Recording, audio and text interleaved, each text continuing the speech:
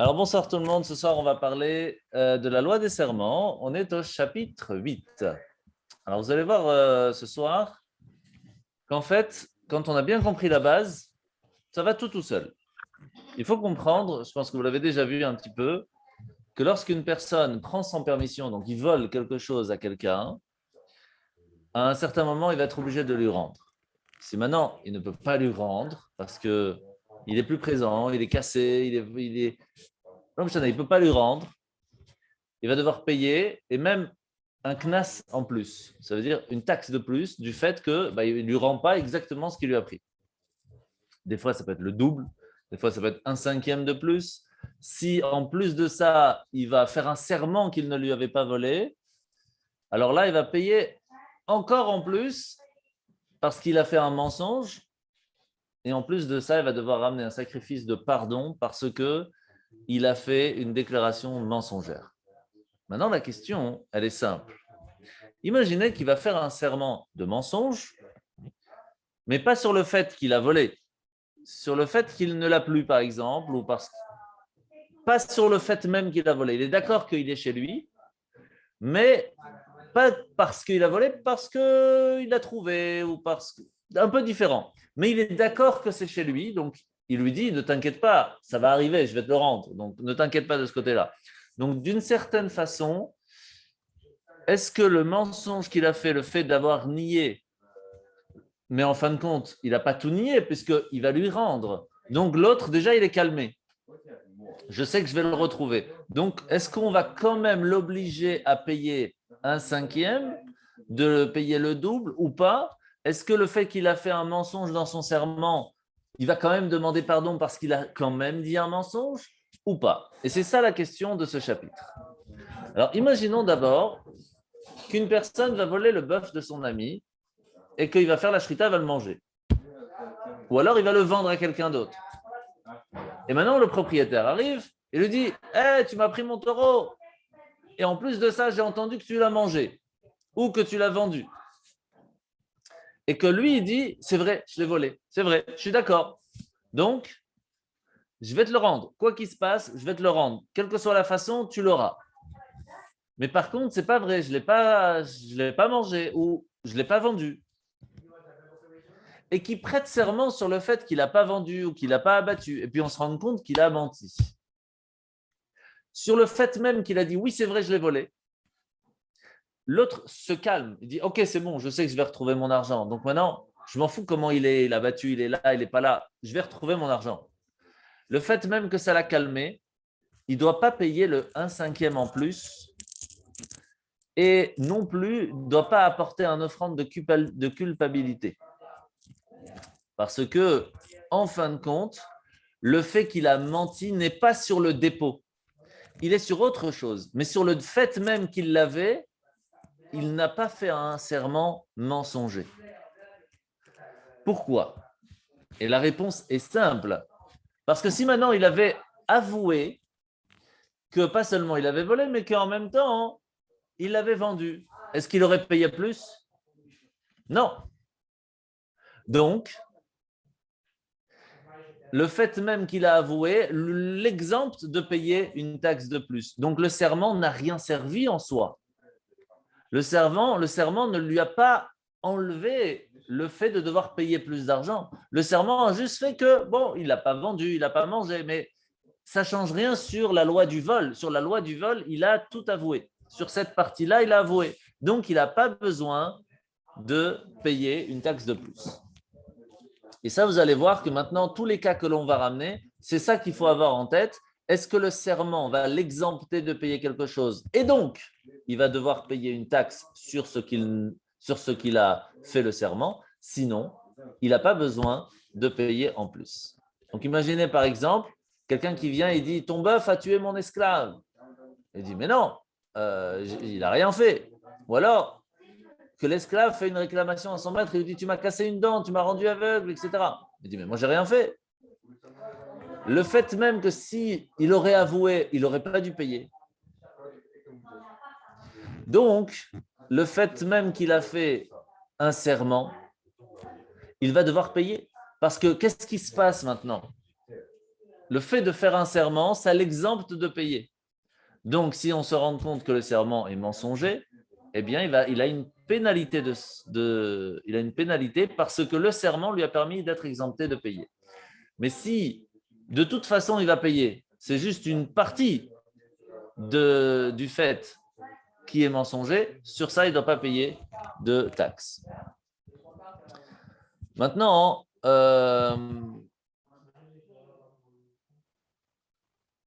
imaginez que quelqu'un, sur son propre témoignage, il dit oui, c'est vrai, j'ai fait une bêtise, mais pas totalement. Le serment va être problématique, mensonger, si en fin de compte c'est un mensonge, que sur la partie qu'il n'a pas avouée. Donc, imaginons maintenant que quelqu'un il lui dit tu as séduit ma fille, tu l'as violée. Et il dit non, non, non, j'ai rien fait de. Maintenant, qu'est-ce qui se passe s'il aurait avoué? S'il aurait avoué, il aurait dû payer une indemnité pour la honte et la détérioration. Maintenant, qu'est-ce qui va se passer? Le fait même qu'il a fait un serment va l'exempter de payer cela. Donc, si maintenant c'est mensonger, eh bien, il va devoir payer ce qu'il doit payer. La même chose, celui qui dit « tu m'as volé mon bœuf », il dit « non, mais je ne l'ai pas volé ». Le fait même qu'il a fait un serment mensonger, il va quand même devoir payer la valeur. Et donc, c'est pour cela qu'il va être obligé de payer la taxe de plus. Donc, en fin de compte, la question, elle est, est-ce que le fait qu'il a fait un serment, ce serment, il est sur un détail ou sur le dépôt? Sur la base même, le serment, ou sur un détail dans le problème? Si c'est sur la base même, ça s'appelle un serment lié à un dépôt mensonger et il est obligé de payer toutes les indemnités. Par contre, si c'est juste sur un détail, alors ce n'est pas problématique. Maintenant, imaginez, quelqu'un, il lui dépose un taureau à la maison. Et puis ce taureau meurt. Et il lui dit, il est où mon taureau? Il est où mon bœuf? Il dit, mais t'as rien mis chez moi. Ou alors il lui a dit, il a été volé ou il a été perdu. Et donc je ne dois rien payer. Parce que c'est quelqu'un qui l'a volé. Moi, j'ai fait mon job.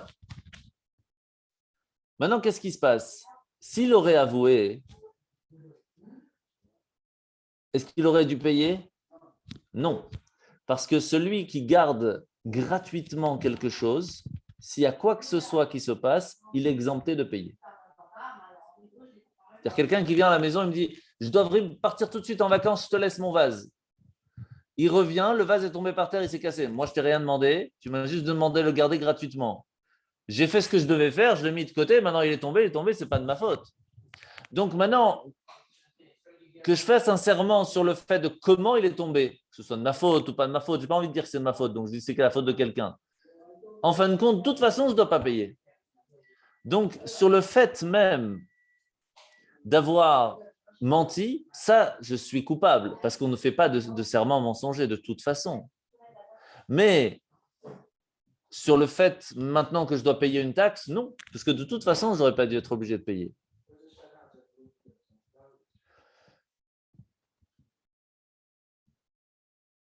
Maintenant, c'est la même chose. S'il lui dit où est-ce qu'il est mon bœuf, il dit mais ton bœuf était à la maison, mais il y a eu un problème après. Donc, ça veut dire que la personne accepte le fait que le bœuf était chez lui. Donc maintenant, le problème, il est sur la culpabilité derrière. Alors, si son serment va l'exempter de payer, alors il va devoir payer une taxe sur le serment mensonger. Si le fait d'avoir fait un serment ne va pas lui changer grand-chose, alors il ne doit rien payer de plus. Et c'est pour cela que si moi, personnellement, j'ai besoin de ce vase, par exemple, et je dis, tu peux me prêter le vase? Il dit, oui, bien sûr, pas de problème. Il revient 2 jours après, il dit, ah, je suis désolé, il y a des gens qui sont venus, ils me l'ont pris par la force. Là, qu'est-ce qui se passe? Il dit, mais attends, tu rigoles ou quoi? Rends-moi mon vase. Il dit, je suis désolé, il y a quelqu'un qui est venu, il a volé. Maintenant, qu'est-ce qui se passe dans ces cas-là? Il va faire un serment. Un serment que c'était vrai, il y a quelqu'un qui est venu. Et puis, en fin de compte, on se rend compte que c'était faux. Je l'avais cassé, puis voilà. Le fait même d'avoir dit que quelqu'un me l'avait volé de force m'exempte de le rembourser. Mais étant donné que c'est moi qui avais besoin du vase, maintenant que c'est moi qui l'ai cassé, je dois le rembourser. Donc le serment, c'est un serment qui m'exemptait, donc je vais devoir payer une taxe sur le fait que j'ai menti. Et en plus de ça, payer et amener un sacrifice de pardon sur le fait que j'ai menti. C'est ça qu'il faut faire toujours attention. Qu'est-ce que va faire le serment? Est-ce qu'il va m'exempter de payer quelque chose ou pas? Et donc c'est là que le Maïmonide vient nous dire, le principe général, c'est quoi? Quiconque ne se rend exempt de payer que par son mensonge et prête serment de lui-même ou que le demandeur l'engage par un serment et qu'il nie sa réclamation, est passible de payer un cinquième en su ainsi que d'apporter une offrande de culpabilité pour l'avoir prononcé. C'est ce qu'on appelle un serment lié à un dépôt. C'est ça qu'on appelle, pour résumer, ce sera toujours la même chose. Si mon serment ne sert juste qu'à ne pas avoir de culpabilité, mais que quoi qu'il se passe, je vais rembourser ou je n'ai pas l'obligation de rembourser, le serment est entre moi et Dieu. Ça n'a rien à voir avec la personne. Donc moi, je ne dois pas lui payer à lui des taxes. Je me débrouille avec Dieu, je dois lui dire pardon. Mais si le serment va m'exempter de le payer, je dois payer une taxe sur le fait même que j'ai menti, en plus. Donc, c'est pour cela que si quelqu'un, par exemple, vole le bœuf de son ami, et il vient lui dire, mais tu m'as volé mon bœuf. Il dit, je ne l'ai pas volé, tu me l'as amené chez moi. Ou alors il dit, je l'ai trouvé dehors. Donc, le fait même que j'ai accepté le fait qu'elle est à la maison, ça veut dire que je vais lui rendre. Donc, d'une certaine façon, mon serment, à quoi il va servir? Juste ma culpabilité, mais pas sur le fait que je vais lui rendre, puisque de toute façon, j'ai accepté qu'il était bien chez moi. Donc, mon serment n'est que entre moi, Dieu et ma culpabilité, pas avec le propriétaire du bœuf. Donc, je n'ai rien à voir à payer en plus au propriétaire. J'espère que vous avez compris. C'est vraiment, c'est pas grand-chose comme différence, mais c'est ça qui fait toute la différence. La même chose si il déclare l'avoir loué et pas volé, et qu'en fin de compte, il est plus présent, il est mort, il s'est brisé les os, etc. Donc maintenant, je vais devoir payer.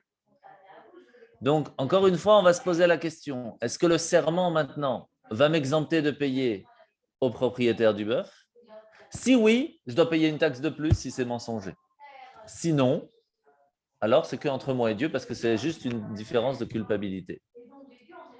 Et c'est pour ça que si la personne, regardez ici, dit « Je ne l'ai pas volé, mais plutôt tu l'as mis en dépôt chez moi, ou tu m'as payé pour le garder, ou tu me l'as prêté. Et voilà, il est là devant toi.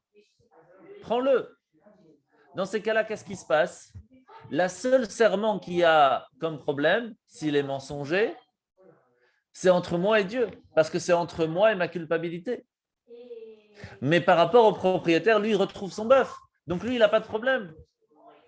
Et c'est pour ça que tout serment qui va être mensonger, ce sera un problème entre moi et Dieu, et pas avec le propriétaire. Mais si le propriétaire a un problème à cause de ce serment, parce qu'il perd de l'argent à cause de ça, alors là, oui, je vais devoir payer une taxe de plus. La même chose, si je lui dis, mais oui, tu me l'as vendu, je ne t'ai pas encore payé, mais tu sais quoi, il est là, prends-le, parce que je n'ai pas de quoi te payer. Alors, la personne, elle est un peu embêtée parce que ce n'était pas ça le vrai truc, il lui a volé. Donc, c'est la même chose, en fin de compte, qu'est-ce qui se passe? Je lui rends son bœuf. Lui, ça ne lui change rien de savoir plus. Après, c'est entre moi et Dieu. Donc, si on lui rend son bœuf, tout le reste, il n'y a pas de problème. La même chose maintenant, si une personne doit de l'argent à deux associés. Il y a un qui lui dit, toi tu me dois 500, l'autre il dit, mais toi tu me dois aussi 500. Et il dit, mais je dois que 500 à lui, pas à l'autre. Et qu'en fin de compte, il fait un serment pour le deuxième. Et que c'était mensonger. Il retrouve le contrat que c'était aux deux. Là, il va devoir payer. Parce que le serment, contre au moins une personne, l'exemptait de payer. Donc, je paye la taxe. Si par contre, je dis, non, non, non, c'est pas vrai, je dois 1000, c'est vrai, mais pas à deux, que à un. Après, vous débrouillez entre vous. Et que c'était un mensonge. En fin de compte, les 1000, je les sors. Donc, les 1000 sont chez eux.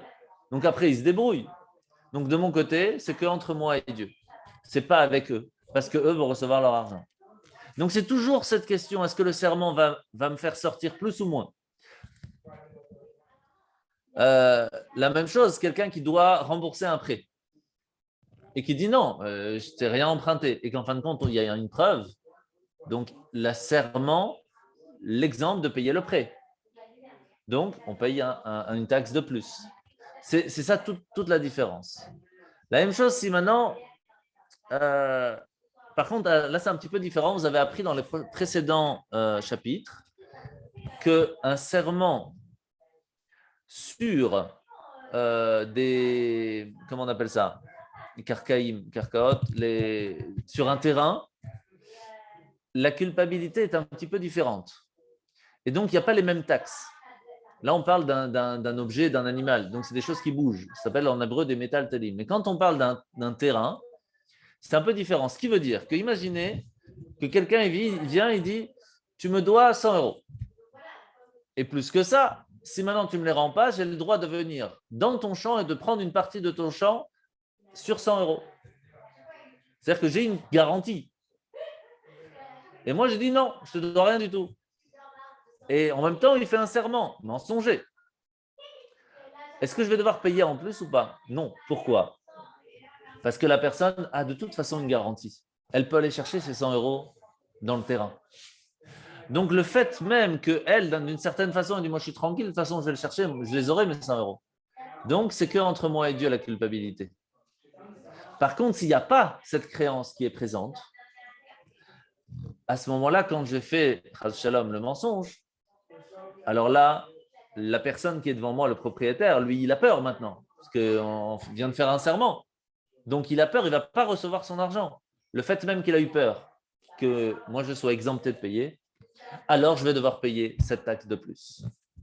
Et donc, pour résumer encore une fois, tout se fait dans cette question. Est-ce que le serment, le vœu que je suis en train de faire, va m'exempter de payer quelque chose? Si oui, je peux payer une taxe parce que j'embête le propriétaire ou la personne, le demandeur qui vient. Si je fais le serment juste pour m'enlever la culpabilité entre moi et Dieu, ça n'a rien à voir avec le propriétaire. Donc, je me débrouille avec Dieu. Alors oui, le serment mensonger va devoir être remboursé avec Dieu, par un sacrifice, par un pardon, etc. Mais en tout cas, je ne dois pas payer une taxe de plus à celui qui vient me demander de l'argent. Est-ce que vous avez des questions?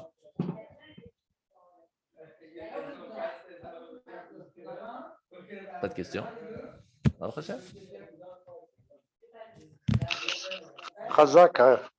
Avec plaisir. Est-ce qu'aujourd'hui, on peut appliquer ces lois aujourd'hui? Est-ce qu'on peut, par exemple en Israël, est-ce que c'est des lois qui sont applicables aujourd'hui? Alors, non, parce que les serments n'existent plus aujourd'hui. De toute façon, on ne fait plus les serments sur le Sefer Torah. Donc, c'est plus applicable. Donc, tout ce qui a un part de serment n'est plus applicable. Par contre, après, c'est au Dayanim de juger. Est-ce que le fait qu'on l'a trouvé en flagrant délit, qu'il a avoué, qu'il n'a pas avoué, lui faire payer peut-être une taxe, oui ou non, ça c'est encore différent. Mais en tout cas, par rapport au serment, il n'y a plus de serment aujourd'hui, on n'a plus le droit de le faire. Et heureusement, parce que je peux vous assurer, il ne vaut mieux pas essayer. C'est entre. Ne serait-ce que quand vous montez à la Torah, vous dites je donne 18 euros à la Torah, par exemple, à la synagogue. Depuis le samedi soir, là-haut dans le ciel, on vous demande alors, ça vient. Non, mais c'est pas de la rigolade. Hein. Chaque seconde, on vous pose la question. Alors, où ça en est? Et c'est pour ça qu'on dit toujours blinéder. Je ne prends pas sur moi un serment. J'offre si je peux. Ah, mais si on demande à la Torah, on ne peut pas dire blinéder. On dit, vous avez intérêt à dire blinéder, parce que c'est ce que je vous dis. À la seconde que vous pouvez, bien sûr qu'il faut dire blinéder, parce qu'à la seconde où samedi soir sort et que vous avez la possibilité de donner ce que vous avez promis, on vous pose la question alors, t'en es où? Tu as promis, tu as fait un éder. Non, c'est pas de la rigolade. Non, c'est pas de rigolade. Non, je rigole parce que si vous dites après au rabbin, quand il vient vous réclamer, j'ai dit blinéder, je vous donne rien. Après, encore une fois, une parole est une parole. Si vous êtes Oui, non, c'est un problème. Mais le fait de faire un mais je neder, pensais que devant le Sefer Torah, on ne pouvait pas dire Bli Neder parce que bon, on s'engage quand même. encore pire devant le Sefer Torah, parce que étant donné qu'un neder se fait avec le Sefer Torah, Non, mais j'ai donc appris c'est un quelque vrai chose. neder, quoi. Oui, non, mais j'ai appris quelque chose d'important, quoi. Donc, c'est vrai Ah que. ouais, non. Et c'est pour ça que de façon générale, si on vous demande de faire une promesse, promesse n'est pas jurée. Il y a une grande différence. Neder, c'est juré. Et donc, au maximum, si vous devez promettre quelque chose, c'est une chose. Par exemple, vous promettez de faire quelque chose, de mettre les films tous les jours, d'étudier un peu plus, etc. Promettre est une chose, mais pas jurer. Jurer, c'est hard. Jurer, c'est chaud. OK? Merci beaucoup. Avec plaisir. Bonne soirée tout le monde. Bonsoir. Faites attention à vous, en bonne santé, Zrat Hashem. Merci beaucoup, merci. Merci beaucoup, bonne soirée. Ciao, ciao.